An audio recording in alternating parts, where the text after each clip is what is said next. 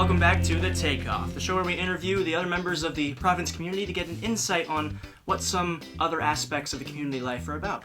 Today we have our special guest. Would you like to introduce yourself? Hello, I'm Scot, Scot Moir. I think you all know what that means. Alright, and are you ready to take off, Scott?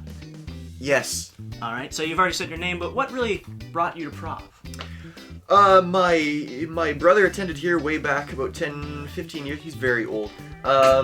He came here, and then we were looking for Laura and I were looking for what to do next with life, and they thought, well, you both have a foot in a theology degree already, and so you might as well come out here and finish, and so that's really what it was. It was a family connection that brought us out. Yeah. I remember that in the first year welcome week, we were in the same year. We were in the same group. You didn't have a beard back then, though. I did not. No, I've aged very poorly.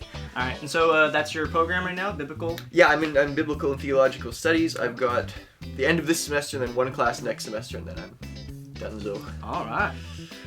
It's almost the end. Almost the end.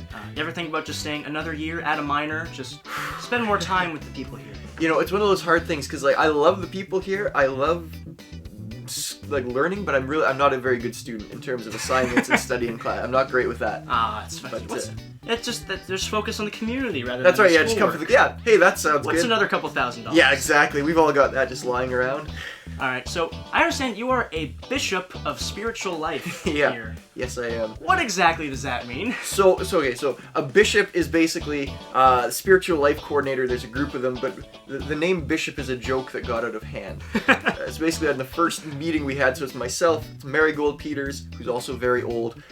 It's Ryan, who's not, who's not that old, and then Isaac Ginter. And he's kind of old. He's in the middle, yeah. But basically, we were doing the job of one person who's kind of decided that, you know, the spiritual life, it's a big thing. There's a chapel every week, and so let's do it as a group, and these are the people that they chose, and I was one of them.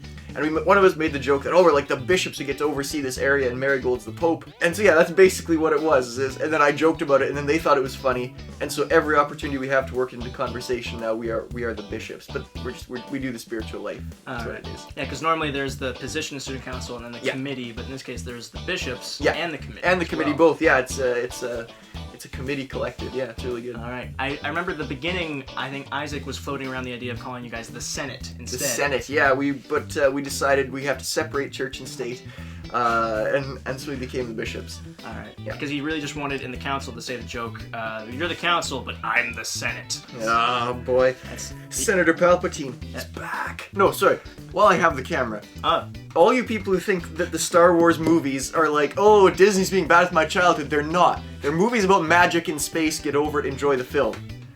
I agree. Carry on, yeah. Very true. Yeah. I'm leaving that in. And so, what do the bishops do for the Prov community? Right, so for the Prov community, very little for us. No, basically what they do is one of us takes a Friday chapel, usually every month. There's usually 4 of them a month. And we plan it, we work it out, and then that person runs the chapel. They sort of organize it. They tell the others of the group what to do. Some of the other things we do are like the Day of Prayer is one of our big events a year, and then we had our other big event, which we'll talk about in a few minutes, I think, but our panel discussion, our ecumenical panel. And then we're also just sort of on hand, supposedly as people who are sort of spiritual and good to talk to. If you have a problem, you're trying to work something out, we're sort of in the student body as people you can talk to about that. All right, that's very good. And so, yeah, like you said, what was the most recent event like? I understand that was the ecumenical. Yeah, so basically, this was really cool. What we decided is Steinbach and sort of the surrounding area is unlike anywhere else in the world, where there's literally like a church on every corner. Oh, yeah. But most of them sort of refuse to talk to each other.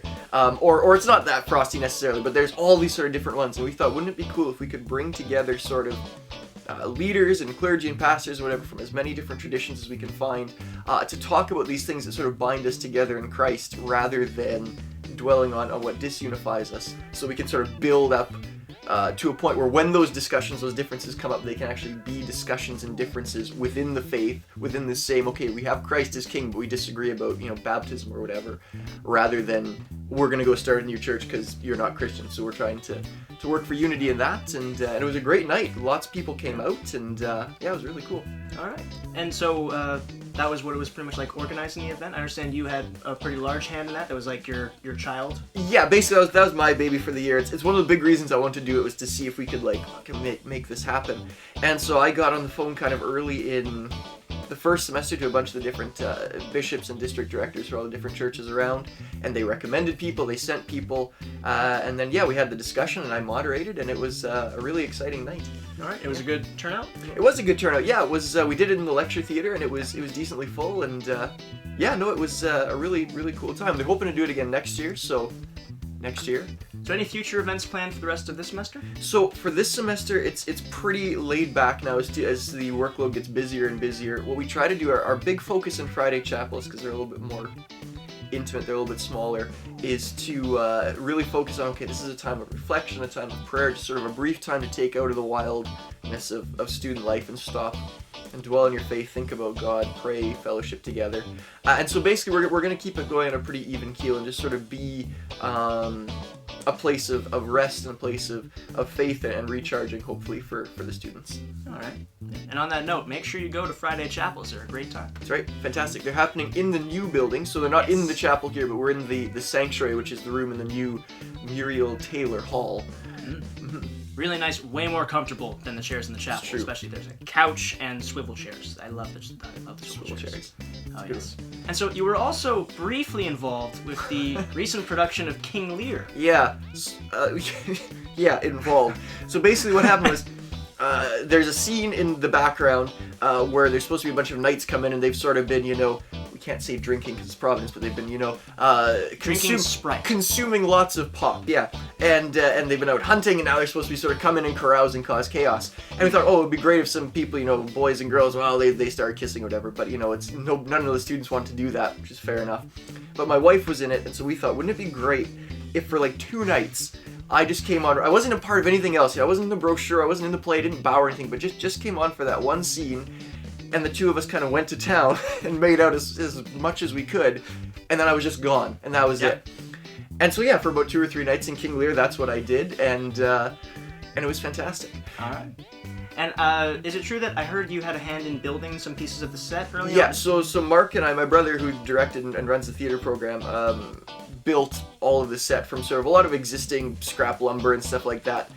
We built like a castle wall, and we did hovel, like a little hut. We didn't measure a single thing, and we only drilled it into the stage like 3 times, and we had to pull it out because we couldn't lift it afterwards. All right. Yeah, real men don't measure. We just look at it and go, there we go. Exactly. That was exactly the motion, was just that. Yeah, it's just, that's how a saw works, right? You have a saw, here's the wood. Right through, yeah, perfect. Right. Nailed it. Clean through. Nailed it. All right. And so, with all of that, is there any kind of cool fact about yourself that most people might not know? A skill or a hobby? So, Isaac Ginter, one of the other bishops, and I, most people don't know this, but we have a band. Yeah, we do. Really? They're called the Toe-Sucking Catfish. They're fantastic. We don't really adhere to a genre. We like to think that we are a genre. Just about to ask, what kind of music do you Yeah, no, we do it all. We're like, we do grunge rock, grunge jazz, grunge, a lot of grunge. We're fairly grungy. But anyways. Grunge jazz one day, grunge metal the next. Exactly, you've got it. Anything we can grunge like a toe-sucking catfish, it's fair game. But we have an album coming out at the end of this year. Oh, really? Because Isaac has GarageBand. And so one day over reading week, we're set to record. We have songs. There's going to be an A-side and a B-side. Obviously, Isaac's stuff will be on the B-side. I'll be on the A-side. And some lucky people, we do have access to some mailboxes, and some lucky people at the end of the year are going to get a free version of the upcoming Toe-Sucking Catfish album. Is it going to be on a flash drive, a CD, or vinyl? No, it'll be on a CD. Oh, okay. Yes, a compact disc. Right. With a professional cover or Sharpie? Well, there's a photograph. There's a session ready to go for photographing. All right. And I don't want to excite anybody too much, but Chris Lorty, you're getting one on. Oh. The album's That's a promise. The album's basically dedicated to Chris Lorty. It's gonna be fantastic. It's a concept album. It's a concept album built around the idea. If we were to give something to Christopher Lorty, what would we want to give him? And well, this album is what we came up with. And certainly not a good assignment. No, nothing to do with that at all. No. It says, I'll give you a C paper, but a great CD. But a great CD, exactly. Uh-huh. Clever. All right, I think that's all the questions we have for today. Thank you for joining us. Well, thank you for having me. Yes, there we go. And thank you everyone for watching. Be sure to join us in a few more days for the news, so that you can catch up on all the events happening around Providence. Great. And with that, once again, thank you for watching, and have a nice day.